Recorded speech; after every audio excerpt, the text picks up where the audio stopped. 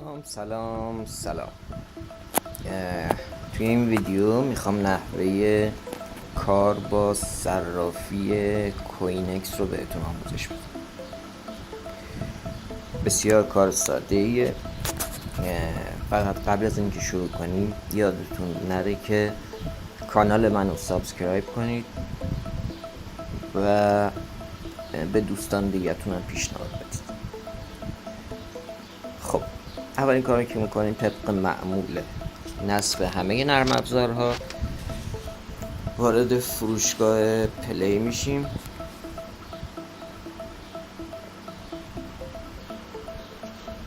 جستجو میکنیم صرافی کوینکس رو.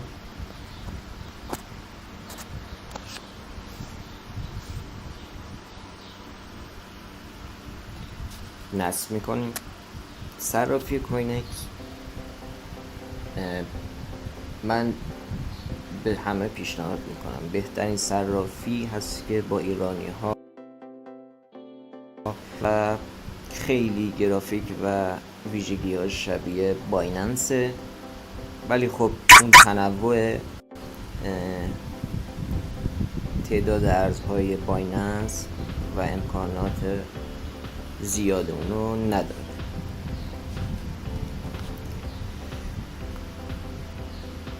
این صفحه اصلیش هست.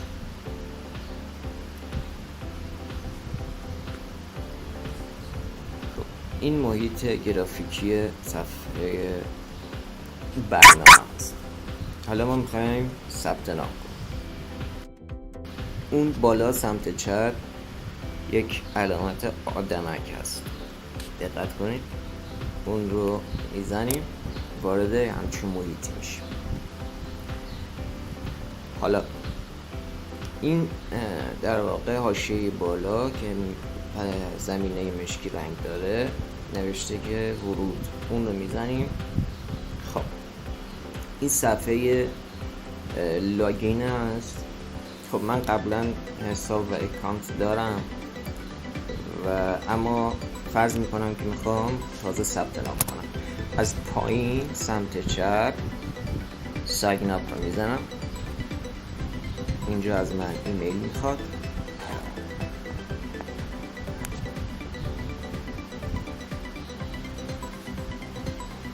پایینش نوشته لینک دعوت که خب من ندارم.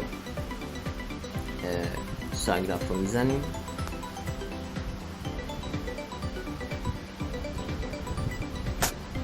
یک کویز از ما میگیره برای اینکه مطمئن بشه ربات نیستیم. خیلی ساده. اینجا میگه که در واقع یک ایمیل به اون ایمیلی که من معرفی کردم ارسال شد. اونجا ایمیل رو باز میکنیم و یک کد 6 رقمی میاد. کد 6 رقمی رو اینجا وارد میکنیم و ثبت نام کامل میشه. خب حالا من چون قبلا ثبت نام کردم وارد محیط اصلی برنامه میشم. ثبت نامش خیلی آسون، خیلی کار پیچیده ای نیست. همتون احتمالاً بهتر از من میدونید.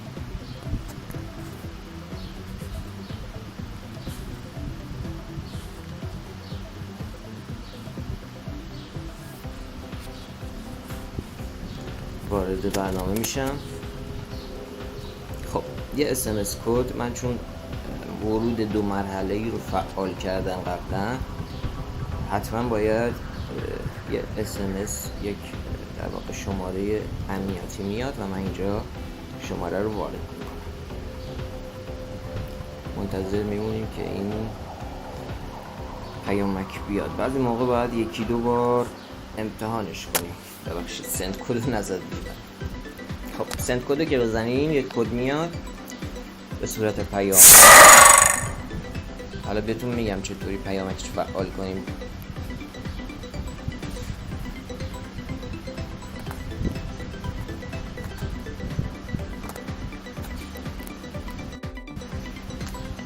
ما الان وارد محیط برنامه شدیم. این صفحه اصلی است. امکاناتش تو قسمت نوار پایینی هست. که 5 تا گزینه است: هوم، مارکت، اکسچنج، پرپچوال و اسست. هوم که در واقع صفحه اصلی برنامه است، همین هست که میبینید یه سری ارزهایی که در واقع بیشترین رشد رو داشتن. از این قسمت تاپ لوزرز در واقع ارزهایی که بیشترین در واقع افت رو داشتن و از نیوست کوینز در واقع ارزهایی است که تازه لیست شده در صرافی کوینکس. این محیط اصلی برنامه کوینکس است. حالا این گزینه هایی که وسط می‌بینید: استیک ماینینگ، رفرال که کد رفرال رو شما میده و میتونه از این طریق درآمدزایی کنید و گزینه های دیگه که حالا باشون کار نداره. خب گزینه بعدی مارکت هست کنار هوم.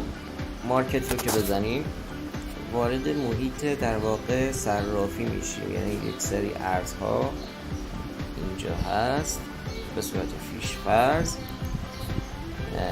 اما اگر بخوایم ارز دیگری رو وارد لیست کنیم، از این قسمت بالا سرچ میکنیم. به عنوان مثال ارز خود صرافی کوینکس رو سرچ میکنیم CET و میبینید که میاد. حالا بهتون میگم چجوری وارد صفحه هر ارز بشیم و خرید و فروش کنیم. گزینه بعدی اکسچنج هست. اکسچنج در واقع صفحه خرید و فروش هست. الان ما وارد صفحه CET هستیم. از بالا نگاه کنید، خب آبی رنگ بای، اگر روی سل بزنیم قرمز میشه برای فروش. سل برای فروش هست، بای برای خرید هست. گزینه بعدی پرپچواله که من اصلا بهتون پیشنهاد نمی کنم. یه چیزی مشابه شرط بندیه. در واقع اینجا با لوریج 3x هست. 3x یعنی که اگر سود افزایش قیمت داشته باشه و شما روی افزایش قیمت شرط ببندین، هر چقدر که سود کنید 3 برابر بهتون میده، ولی از اون ور هر چقدر که ضرر کنید در واقع 3 برابر از حسابتون کم میشه. حتی میتونید روی کاهش قیمت شرط بندی کنید و از افت قیمت هم میتونید درآمدزایی کنید. من پیشنهاد نمیکنم فیوچرز و پرپچوال. گزینه بعد در واقع میشه آخرین گزینه سمت راست که علامت یک کیف پول هم هست. اینجا دارایی هاتون نشون میده. مثلا اگه اینجا رو نگاه کنید، هر چقدر که ارز داشته باشید این قسمت نشون میده. اگه این گزینه هاید اسمال رو بزنید، در واقع اون ارزهایی که حسابتون صفر نشون نمیده و ارزهایی که دارید فقط نشون میده. الان من اینجا در واقع اکانت اصلی نیست. این CET رو من از طریق رفرال گیری به دست آوردم. 27 تا CET. دیگه ارزهای دیگه هست، مثلا اگه اتریوم داشته باشی اینجا نشون میده و این قسمت بالا که نوشته 1.65 USD در واقع دارایی شما رو به دلار نشون میده و پایینش دارایی شما رو به بیت کوین نشون میده. 3 گزینه دیگه زیرش هست: دپوزیت، ویدرا و ترانسفر. دپوزیت رو میزنیم، مثلا ارز CET رو انتخاب میکنیم. دپوزیت یعنی اینکه ما ارزی رو از جای دیگه میخوایم وارد صرافی کنیم. خب برای اینکه ارز وارد کنیم باید اینجا آدرس کیف پول CET در کوینکس رو کپی کنیم و در آدرس مبدأ وارد کنیم تا بتونیم ارز رو دریافت کنیم. گزینه بعد ویدراو هست. ویدراو زمانیه که میخوایم یک ارز رو به جای دیگری ارسال کنیم، به مقصد ارسال کنیم. باز هم مثالمون CET هست. خب اینجا قسمت CET آدرس، باید آدرس کیف پول CET در مقصد رو کپی کنیم و در این قسمت وارد کنیم. ممو رو کاری نداریم، اینجا به دردمون نمیخوره. در این قسمت هم میزان CET که ما میخوایم بفرستیم به مقصدمون رو مینویسیم. الان میشه بزنیم 35 تا، میشه گزینه اول رو بزنیم، اون وقت یعنی همه CET هاتون رو ارسال میکنه. این قسمت که نوشته ویگرافیز رو زیر همین پنجره در واقع کارمزد ارسال ارزتون هست که اینجا 1/100 CET هست و خیلی کمه. به صورت کلی کارمزدهای شبکه کوینکس، صرافی کوینکس بسیار کمتر از صرافی های دیگه است و از این نظر به صرف است. اگر ارز CET که ارز رسمی صرافی کوینکس هم هست رو در حسابتون داشته باشید، باز هم کارمزدهاتون با درصد بیشتری کاهش پیدا می‌کنه. حالا برای خرید و فروش ارز چیکار؟ وارد قسمت مارکت میشیم، یعنی از سمت چپ دومی این 3 تا میله آبی رنگ، فرضاً قبلا ارز CET رو ما سرچ کردیم، وارد صفحه اکسچنج میشیم. خیلی اینجا وارد صفحه جفت ارز CET USDT یعنی CET به دلار هست. پایین دکمه آبی رنگ بای یعنی خرید، دکمه قرمز رنگ سل. هر کدوم از اینا رو بزنیم وارد قسمت ضرب فروش. اینجا جاییه که باید خرید و فروش کنیم. دقت کنین از بالا 3 تا گزینه اسپات، مرجین و لیکویدی پول. اسپات در واقع همین خرید و فروش ارزهای دیجیتال هست. مرجین در واقع همون شرط بندی هست و فیوچرز که براتون مختصر توضیح دادم. فرض میکنیم ما الان میخوایم یک ارز رو به قیمت بازار خرید کنیم. از این پنجره بالا، پنجره مثلث کوچیک رو میزنیم، 3 گزینه داره: لیمیت، مارکت پرایس، استاپ لیمیت. گزینه وسط مارکت پرایس رو اگه بزنیم به هر قیمتی که در بازار هست ارز براتون خریداری میکنه. در قسمت USDT مقداری که میخواین خرید کنیم رو نشون میده. مثلا فرض کنید